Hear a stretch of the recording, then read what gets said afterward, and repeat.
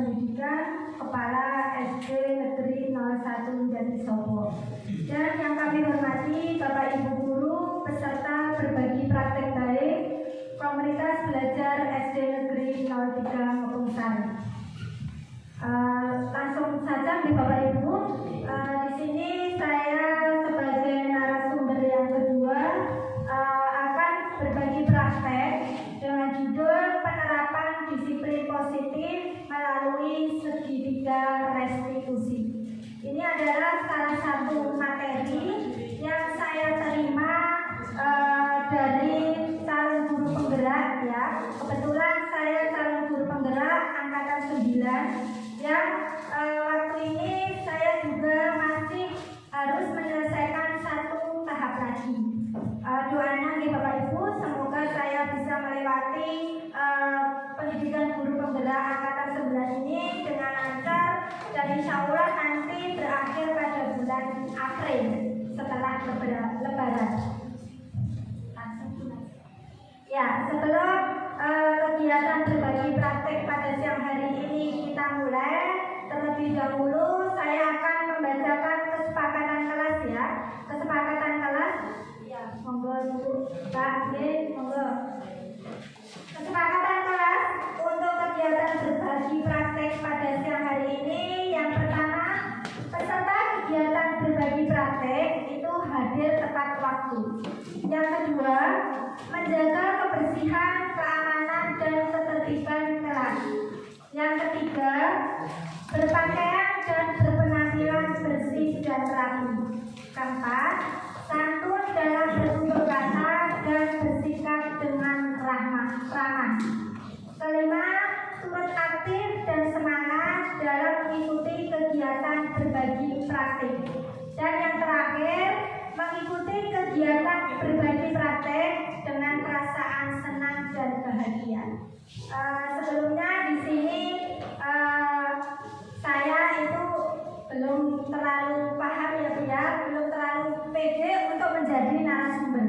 Tapi karena ini saya ini sifatnya cuma berbagi ilmu apa yang telah saya terima di pendidikan guru penggerak dan saya bagikan kepada Bapak Ibu semua supaya ilmu yang saya dapatkan itu Bapak Ibu guru juga bisa mengerti dan paham dan mungkin nanti bisa diterapkan oleh Bapak Ibu guru ketika menghadapi murid di sekolahnya masing-masing. Seperti itu kan.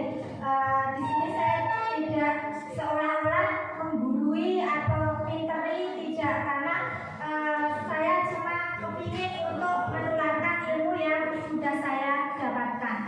Itu Bu Nasir. Ya, sebelumnya ini pertanyaan pemantik dulu ya Bapak Ibu.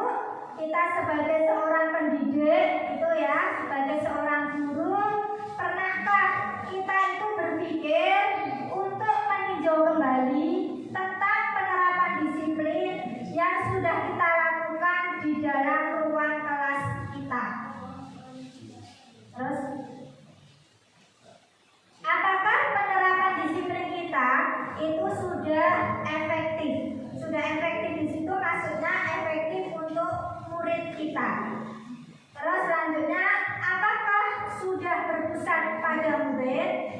Apakah sudah memerdekakan murid? Dan apakah sudah memandirikan murid? Kita tahu bahwa proses pembelajaran antara dahulu dengan sekarang itu mengalami perbedaan yang sangat signifikan. Kalau dulu itu Bapak atau Ibu guru itu sebagai pusat ya, sebagai pusat ketika anak itu belajar di kelas. Tapi kalau sekarang itu tidak, Bapak atau Ibu guru itu hanya sebagai fasilitator. Artinya fasilitator di sini maksudnya Bapak Ibu guru itu cuma mendampingi, membimbing seperti itu. Nah nanti murid itu bisa berkembang sendiri. Tapi kalau mungkin kalau kita itu pengalaman bekerjanya di desa itu mungkin masih guru itu juga sangat dominan ya Bapak Ibu. Semua merasakan seperti itu betul Bapak Ibu. Ya kalau murid kita itu dibebaskan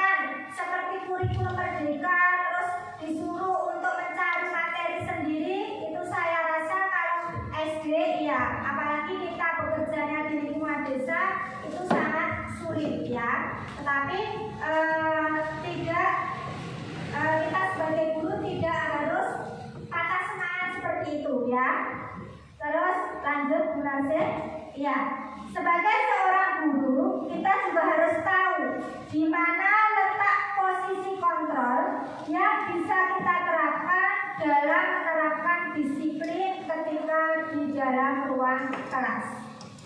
Lanjut. Ya, sebelum nanti kita belajar tentang segitiga restitusi, kita harus bisa mengenal dulu. Kita sebagai seorang pendidik atau guru, kita harus tahu bahwa seorang pendidik atau guru itu mempunyai 5 posisi kontrol yang berbeda-beda ya. Nah, nanti Bapak Ibu guru bisa melihat mana yang sebenarnya kita terapkan kepada anak didik kita itu. 5 posisi kontrol seorang guru menurut Dr. William Glasser itu ada 5. Yang pertama itu sebagai penghukum, terus yang kedua itu sebagai pembuat rasa bersalah, yang ketiga itu sebagai teman, yang keempat sebagai pemantau, dan yang terakhir itu sebagai manajer. Kita sebagai seorang guru tentulah setiap hari itu pasti mengalami suatu permasalahan dengan anak didik kita, baik itu di dalam kelas maupun di luar kelas. Nah, ini nanti cara-caranya bisa Ibu pahami, nanti bisa Bapak Ibu terapkan ketika Bapak Ibu menghadapi dengan peserta didik di sekolah itu. Yang pertama, posisi kontrol seorang guru yaitu sebagai penghukum. Ya, ini kalau dulu mungkin banyak diterapkan oleh Bapak Ibu guru. Nanti sidik-sidik muridnya itu berbuat salah, pasti guru itu langsung menghukum seperti itu. Seorang penghukum itu biasanya menggunakan hukuman fisik maupun verbal. Orang-orang yang menjalankan posisi sebagai penghukum itu senantiasa mengatakan bahwa sekolah itu membutuhkan alat yang dapat lebih menekan murid-murid itu lebih dalam lagi. Ya, misal murid itu tidak mengerjakan PR, terus langsung gurunya menghukum, disuruh keluar kelas, terus berdiri di bawah tiang bendera.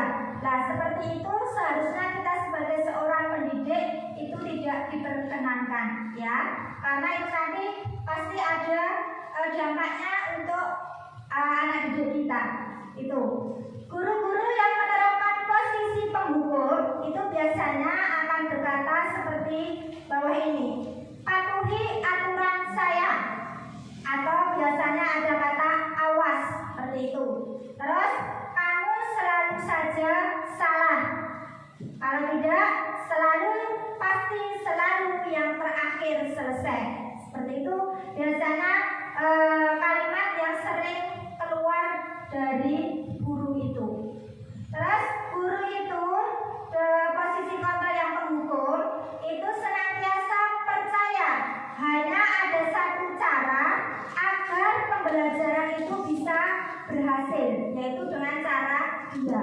Yaitu tadi seperti disuruh untuk mengerjakan soal ulangan, waktunya mungkin setengah jam, dan di setengah jam itu ada peserta didik yang tidak selesai. Nah, nanti Bapak Ibu guru langsung memberikan hukuman itu, ya, hukuman kepada siswa tersebut. Selain itu, ciri khas dari seorang guru penghukum itu biasanya menggunakan ada suara yang tinggi. Terus bahasa tubuhnya biasanya matanya dengan melotot, terus jari-jarinya itu menunjuk ya, atau menghardik ya. Misalnya terlambat lagi, pasti terlambat lagi, selalu datang terlambat. Kapan bisa datang tepat waktu? Ini sebagai penghukum, ini saya itu juga pernah mengalami dulu ketika, tapi bukan saya, tapi teman saya SMP itu ya, mata pelajarannya matematika.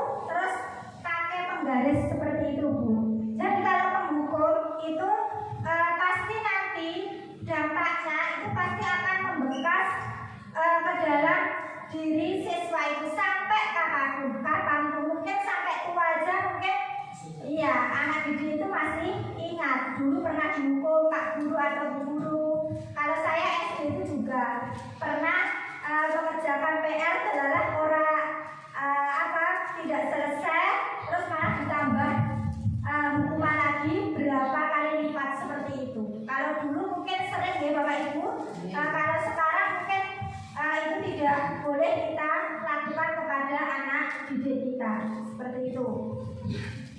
Terus ya, posisi kontrol penghukum. Nah ini tadi konsekuensinya atau dampaknya dari penerapan guru sebagai kontrol penghukum itu kemungkinan murid itu bisa marah, terus nanti bisa pendendam, ya, pendendam kepada guru tersebut yang memberikan hukuman tersebut, maupun murid itu bisa bersifat agresif.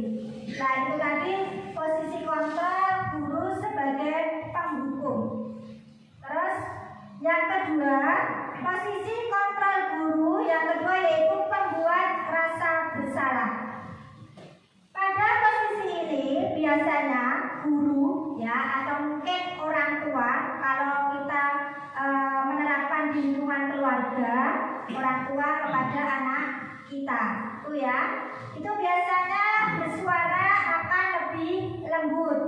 Terus pembuat rasa bersalah itu akan menggunakan keheningan yang membuat orang lain itu merasa tidak nyaman. Terus rendah diri kata-katanya, ya.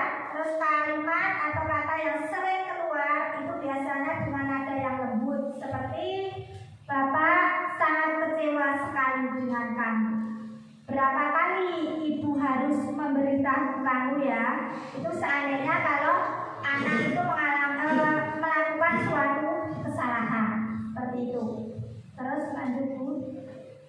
Ya, di posisi pembuat rasa bersalah, ini murid akan memiliki penilaian diri yang buruk tentang diri mereka sendiri, itu ya. Kadang murid itu kalau dia itu merasa bersalah, mungkin dia itu merasa, oh kok awakku ini kok apa berbuat salah seperti ini, seperti itu ya. Terus mungkin merasa tidak berharga atau telah mengecewakan orang-orang yang ada di sekitarnya atau mungkin yang disayanginya, seperti itu. Terus ciri khas dari pembuat rasa bersalah itu biasanya nada suaranya memelas, terus halus, terus sedih, dan bahasa tubuhnya itu bisa merapat ke anak. Mungkin anak didekati seperti itu, ya. Terus kelihatan lesu. Nah, ketika mendekati anak yang melakukan suatu kesalahan, biasanya bisa guru itu berkata, "Nak, kamu ini bagaimana ya? Kamu sudah berjanji dengan bapak atau ibu tidak akan terlambat lagi. Kamu kenapa ya sering sekali mengecewakan bapak? Bapak benar-benar kecewa dengan sikap kamu." Seperti itu.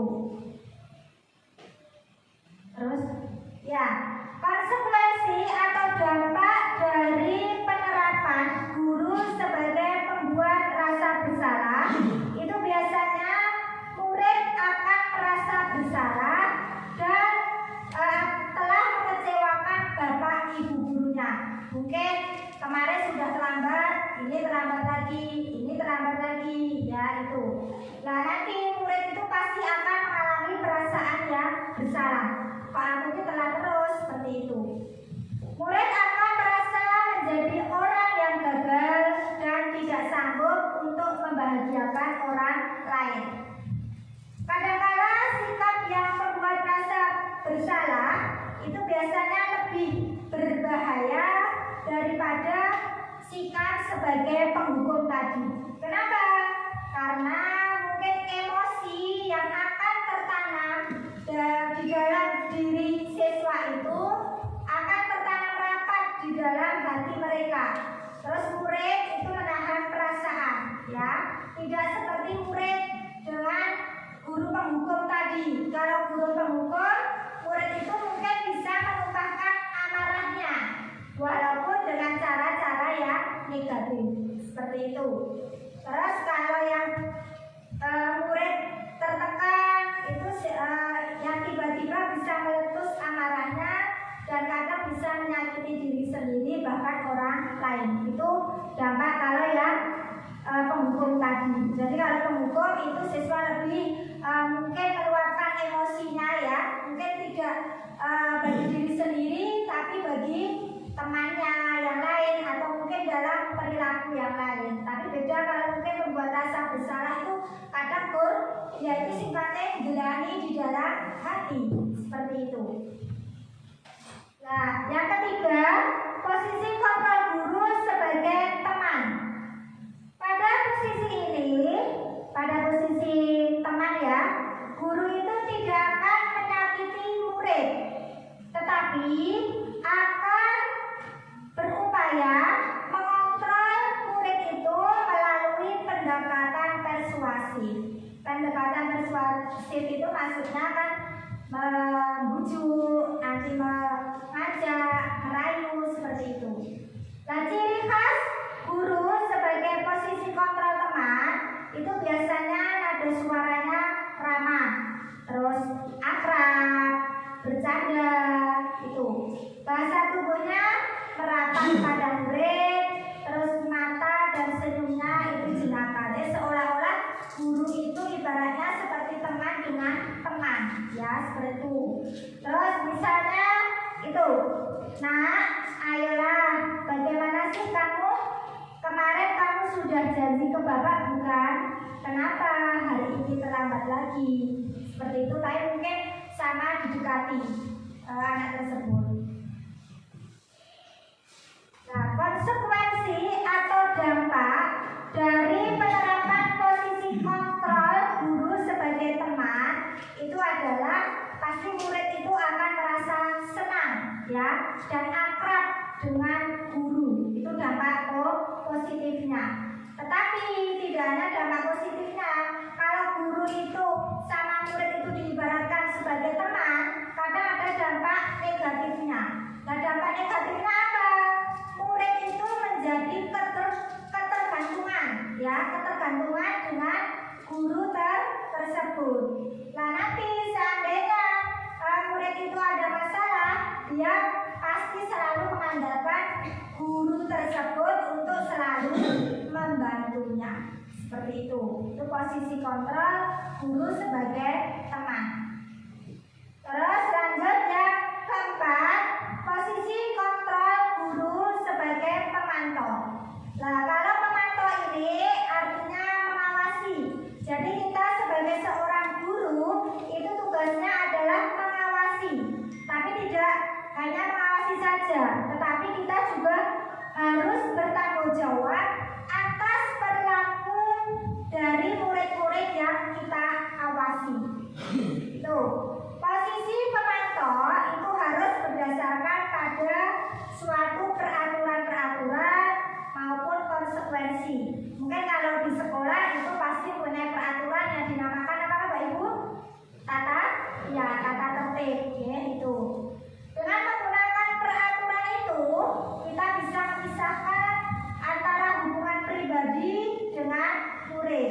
Itu ya. Bisa pertanyaan yang sering diajukan oleh guru kalau sebagai pemantau itu seperti peraturannya apa? Apa yang telah kamu lakukan? Nanti sanksi atau konsekuensinya apa? Misal, murid itu datang terlambat. Mungkin nanti bapak atau ibu guru itu bertanya dengan murid, kamu tahu masuknya sekolah itu jam berapa, nak? Pasti seperti itu. Nanti kan siswa itu pasti menjawab jam 7, Bu. Nah, kalau kamu berarti ini kamu datang jam berapa? Berarti kamu sudah kelebihan berapa menit, seperti itu. Mungkin kalau mana seperti itu. Jadi ketika kita sebagai pemantau, kita itu tetap mengawasi perilaku dari anak didik kita, baik itu mungkin di dalam kelas maupun di luar kelas. Terus ciri khas dari pemantau itu biasanya nada suaranya datar, terus bahasa tubuhnya formal. Contohnya itu tadi ya, guru bertanya, Adi, tahukah kamu jam berapa kita memulai? Mungkin mulai pembelajaran. Adi menjawab, tahu Pak. Terus guru, kamu terlambat 15 menit. Apakah kamu sudah mengerti konsekuensinya yang harus dilakukan jika terlambat? Terus Adi itu menjawab, paham Pak, saya harus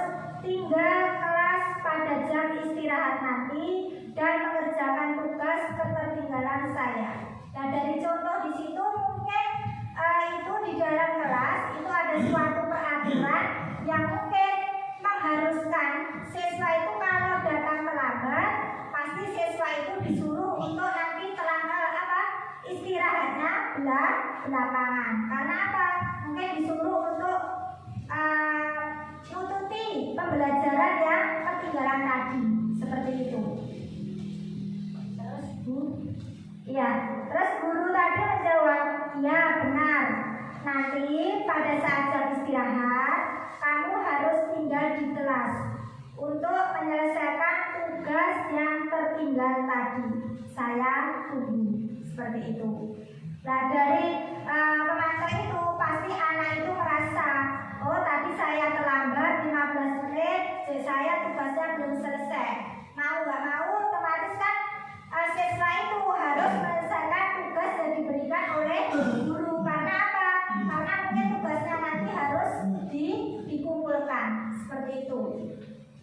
Nah, konsekuensi atau dampak dari penerapan posisi kontrol pemantau itu adalah murid bisa memahami konsekuensi yang harus dijalankan oleh murid tersebut apabila melanggar salah satu peraturan di sekolah. Itu.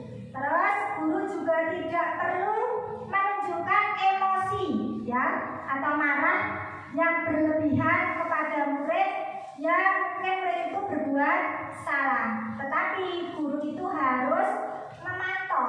Jadi ketika siswa tadi terlambat 15 menit, terus istirahatnya itu belakangan, dan guru itu juga harus memantau murid. Ketika istirahat, bocah itu tadi belum selesai, guru itu tetap di kelas memantau murid yang mengerjakan ketertinggalan tadi. Jadi guru tidak ditinggal ke kantor, seperti itu ya. Jadi siswa itu tidak ditinggal seorang diri ketika mengerjakan ketertinggalan soal tadi, seperti itu.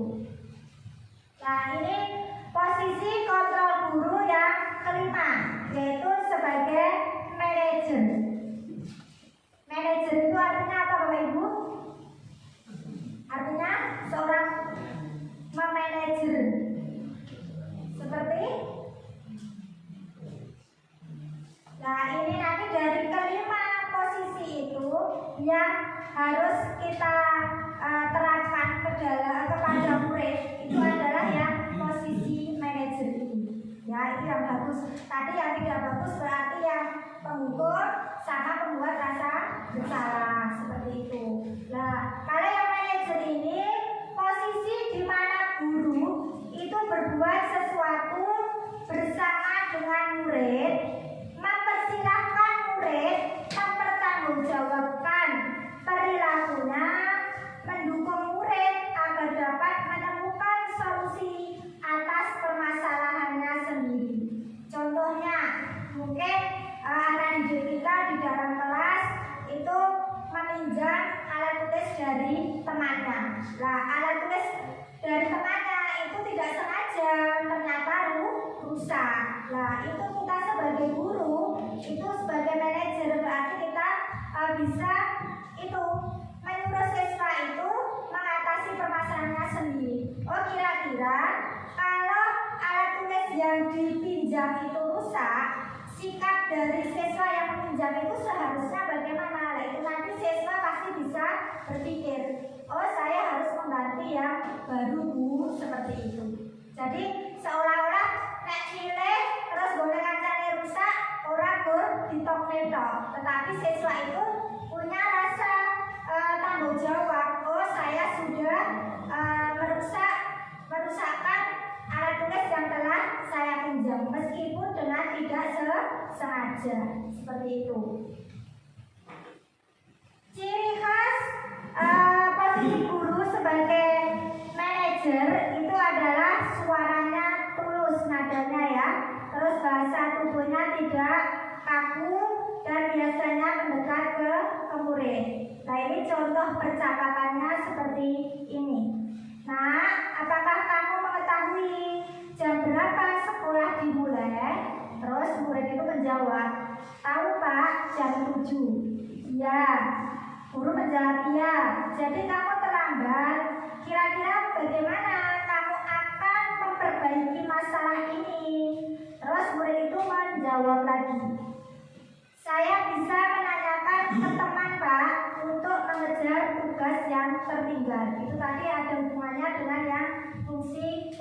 lagi ya, itu kasusnya sama. Terus gurunya menjawab lagi, baik, itu bisa dilakukan. Apakah besok akan ada masalah untuk kamu agar bisa hadir tepat waktu ke sekolah?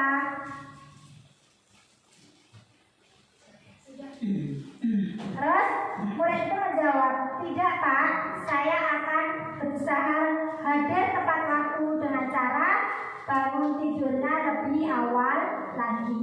Terus gurunya menjawab, baik, saya akan hargai usahamu untuk memperbaiki diri. Jadi seolah-olah kalau posisi control manager itu siswa itu diarahkan untuk bisa dia itu menemukan suatu solusi dari permasalahan yang dia hadapi, seperti itu ya. Itu tapi tidak langsung guru itu ngecolke, tidak, tapi biasanya dengan pancingan kalimat atau apa. Nah, nanti seolah-olah siswa itu pasti dia bisa menemukan ide atau solusi terhadap suatu permasalahan itu ya. Nah, itu tadi 5 posisi kontrol seorang guru. Nah, sebelum saya lanjutkan ke segitiga restitusi, ini ada sedikit ice breaking ya, ice breakingnya tapi cuma berupa tebak kata. Kalau disuruh nyanyi, kebetulan kalau hubungannya dengan Sendut, nyanyi tidak terlalu ahli bu saya, jadi ini aja cuma tebak kata.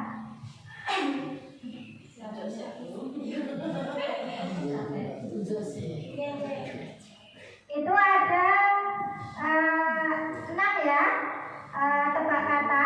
Siapa yang bisa menjawab kira-kira Pak Bu? Nomor 1, telur apa yang diinjak tetapi tidak pecah? Kira-kira apa Pak Bu? Telur apa yang diinjak itu tidak pecah? Nama Pak Bu? Ya, benar untuk Pak Ibrahim. Ya, trotoar. Ya, itu tebakan tadi trotoar dipleset ke jawabannya. Apa hurufnya? Terus yang kedua, burung apa yang suka norak? Ayo Pak Bu. Iya, betul Pak Bulan. Burung gagak ya. Soalnya enggak, itu kan tidak itu ya artinya. Terus yang ketiga, ayo, bubur apa yang bisa dikecilin dan digedein atau dibesarkan? Bubur apa Pak Bu? Ayo, bubur apa yang bisa dikecilin maupun digedein? Apa? Iya, betul Pak Ulan. Pinter Bulan. Bubur sum ya. Itu kalau di komputer kalau di zoom itu kan bisa dikecilkan karena bisa dibesarkan seperti itu. Terus yang keempat, kue apa yang tidak pernah bohong? Nama Pak Bu? Oh ya, betul Pak Ibrahim. Kue jujur ya, itu kan tidak pernah bohong ya. Terus yang selanjutnya, hewan apa yang tidak pernah muda? Ya, betul kakak tua itu. Terus yang terakhir, berikutnya, pulau di Indonesia yang tidak bisa begadang. Pulau apa? Pulau di Indonesia yang tidak bisa begadang. Oke, betul. Ya, itu tadi ya sedikit breaking ya dari saya. Sebelum saya lanjutkan ke materi selanjutnya, tuh ya materi selanjutnya yaitu penerapan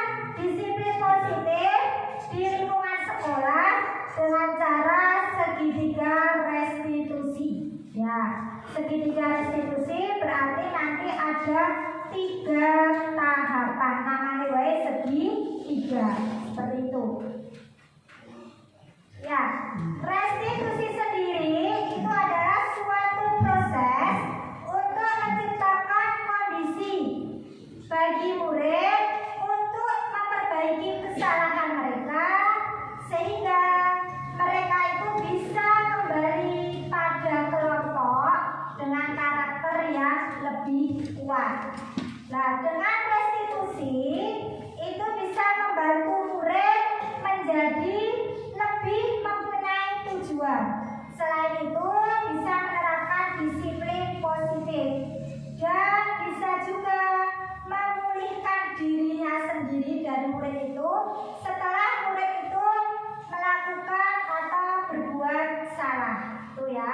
Terus penekanannya dari restitusi itu bukanlah pada bagaimana berperilaku menyenangkan orang lain atau menghindari ketidaknyamanan, tetapi tujuannya supaya orang yang menghargai nilai-nilai kebajikan yang mereka percayai.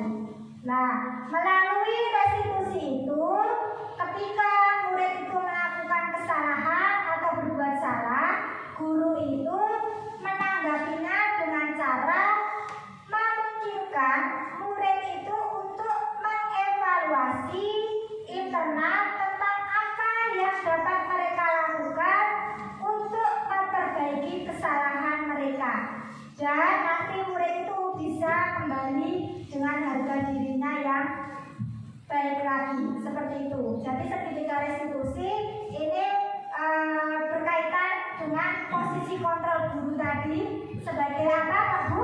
Yang sebagai apa? Iya, manajer. Berarti itu berkaitan ya. Lanjut. Ya, tahapan dari sertifikat restitusi itu ada 3. Yang pertama itu menstabilkan identitas dulu. Terus yang kedua itu memvalidasi tindakan yang salah. Terus yang ketiga atau yang terakhir itu menanyakan keyakinan. Mungkin kalau apa itu suatu masalah nanti ada contohnya itu. Ya Bu, lanjut. Ya, yang menstabilkan identitas dulu. Itu jika murid atau anak itu berbuat salah, maka kebutuhan dasar mereka yang tidak terpenuhi. Bagian dasar segitiga restitusi yang menstabilkan identitas itu tujuannya merubah orang yang gagal karena telah berbuat kesalahan menjadi orang yang sukses.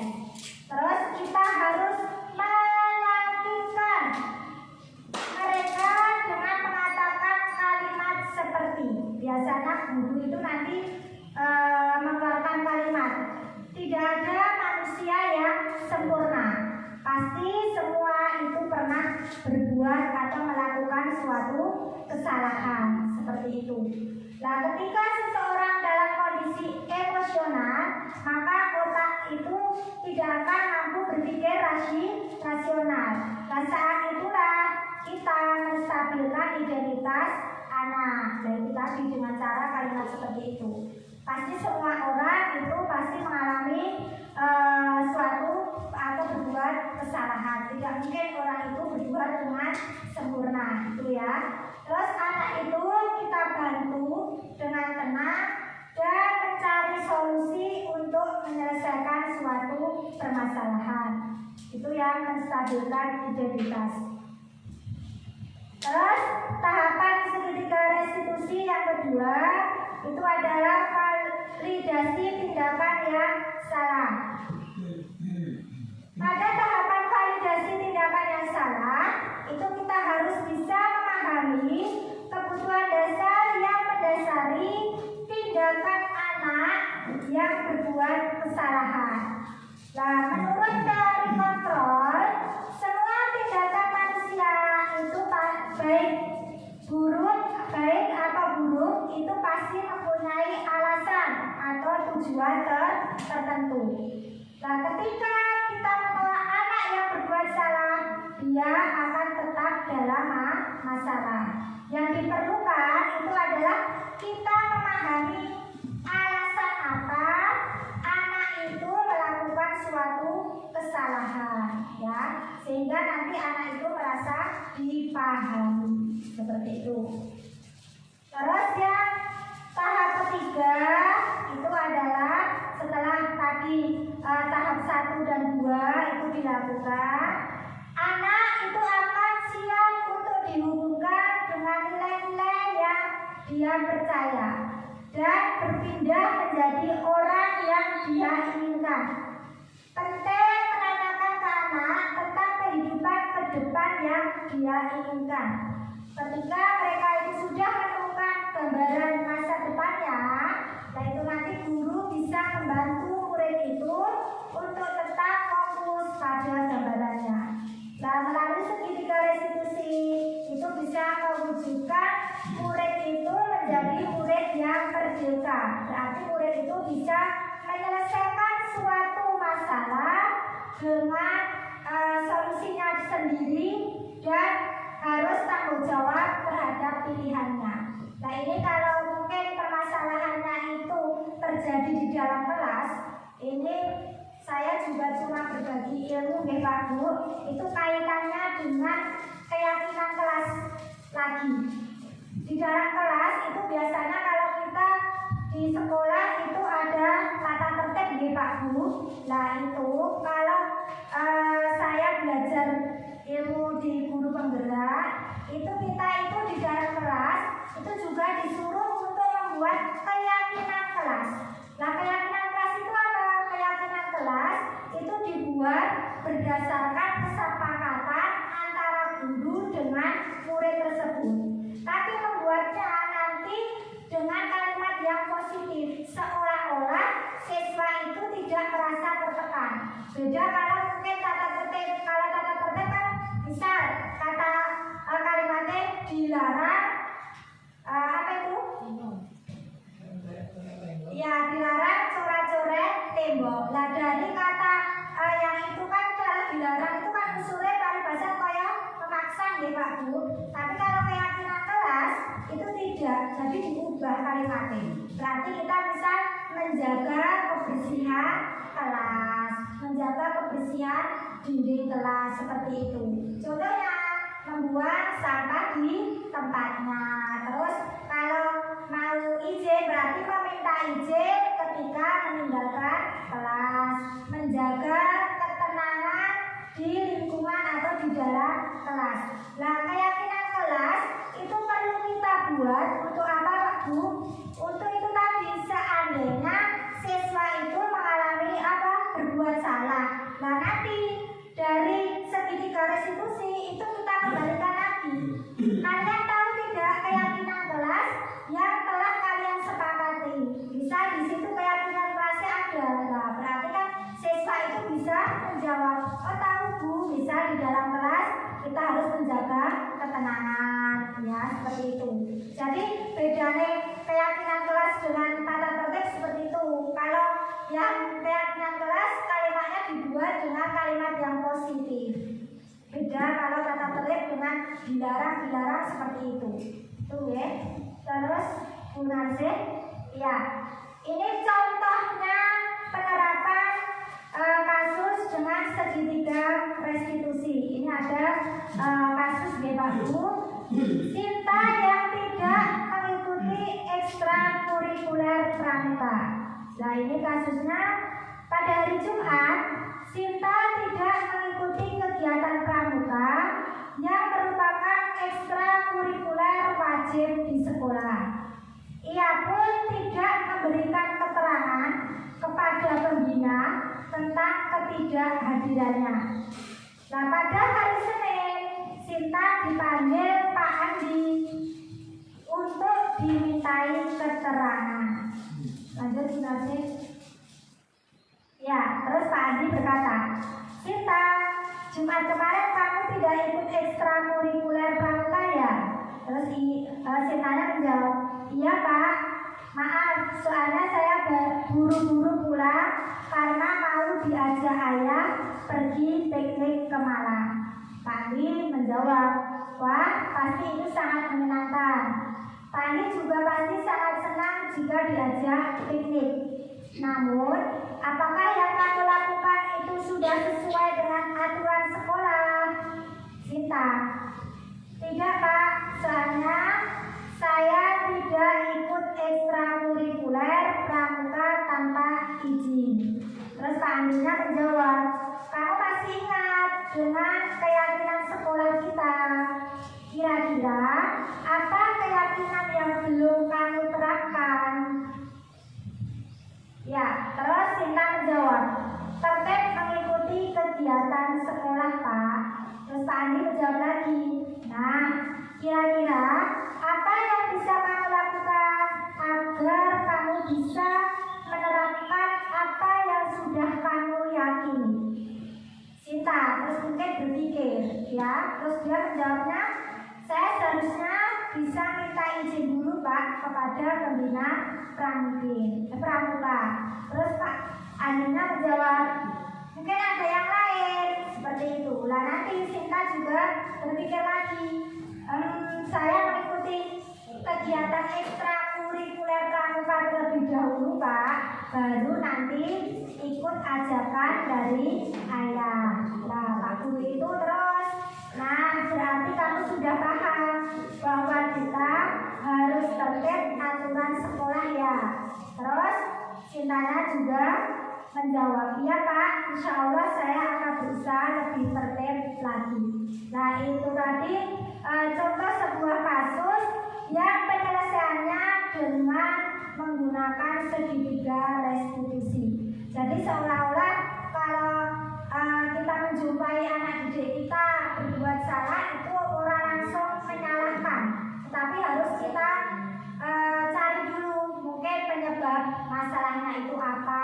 Kan kadang guru kalau dulu mungkin langsung menyalahkan, gue kesuruh ada PR, tapi tidak mencari dulu bagaimana penyebab anak itu mungkin tidak mengerjakan PR seperti itu. Terus nanti dihubungkan dengan keyakinan atau aturan yang telah dibuat. Nah yang terakhir, nanti siswa itu bisa berpikir sendiri. Setelah siswa itu tahu, oh aturannya seperti ini, oh keyakinannya seperti ini, nah nanti siswa itu pasti bisa menemukan solusi dari masalah yang telah dia lakukan. Ya, itu tadi cuma sekedar berbagi ilmu ke Pak Bu. Di sini saya tidak minteri atau menggurui, pokoknya cuma berbagi ilmu dari ilmu yang telah saya dapatkan. Dan saya juga ingin memberikan semangat kepada teman-teman.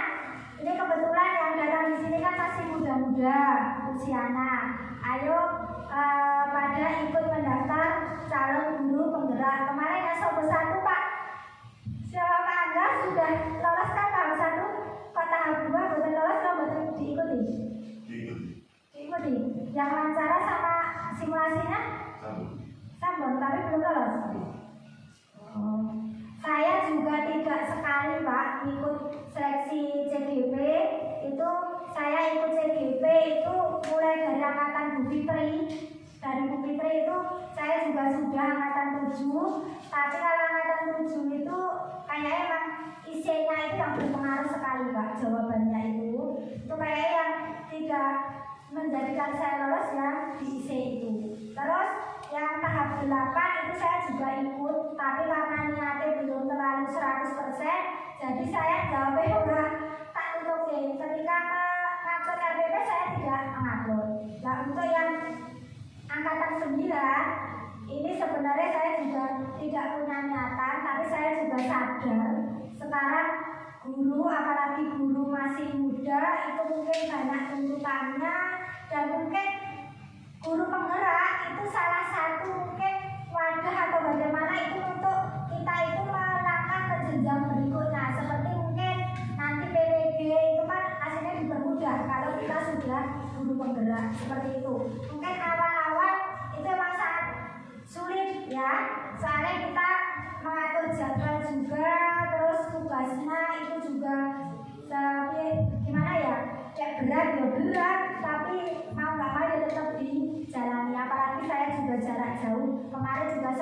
berpikir seperti itu ya. Tapi yo tetap dijalani. Alhamdulillah ini tinggal satu sub ini sudah mulai dan nanti sekitar bulan April itu kemungkinan sudah selesai.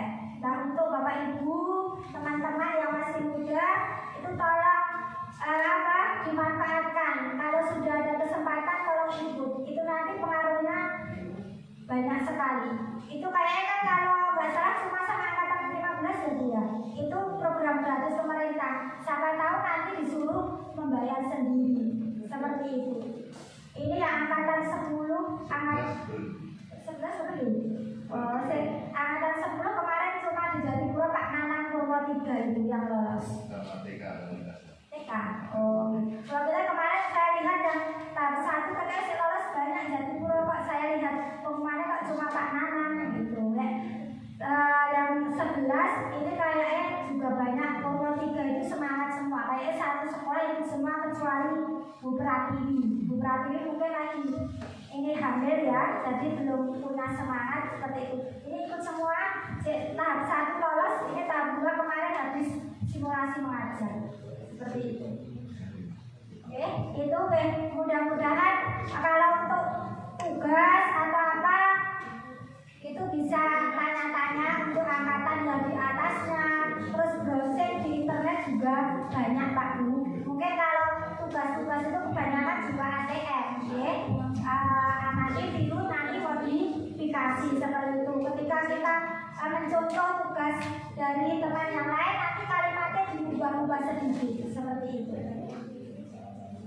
Mumpung masih muda, mungkin tanggungannya nggak terlalu banyak, itu kesempatan sekali ya. Soalnya itu nanti mungkin saya orang butuh, tapi sebenarnya nanti pasti kita membutuhkan karena kan kita dibutuh seperti ini Bapak Ibu guru ya. Karena menteri kita mungkin sekarang lebih canggih juga seperti itu.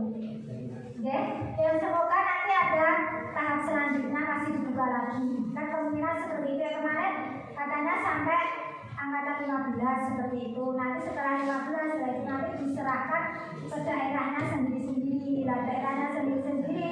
Nah itu dipungut biaya atau bagaimana juga belum tahu seperti itu. Ya itu cuma itu tadi isian dari saya ya. Cuma berbagi ilmu sedikit tentang ilmu yang telah saya dapatkan di Guru Penggerak. Semoga bisa bermanfaat untuk Bapak Ibu guru semua. Seandainya ada pertanyaan atau apa nanti bisa sharing. Saya juga belum sempurna, pada juga saling sharing antara guru yang satu dengan guru yang lain. Seperti itu. Terus kita sekarang juga tidak hanya ketika belajar itu cuma dituntut cuma dari satu sumber belajar tidak, tapi kita bisa mencari dari sumber-sumber belajar yang lain. Seperti itu, ya Pak Bu. Saya di sini minta maaf apabila ada kekurangan, ya. Semoga isian ini bisa bermanfaat untuk Bapak Ibu semua.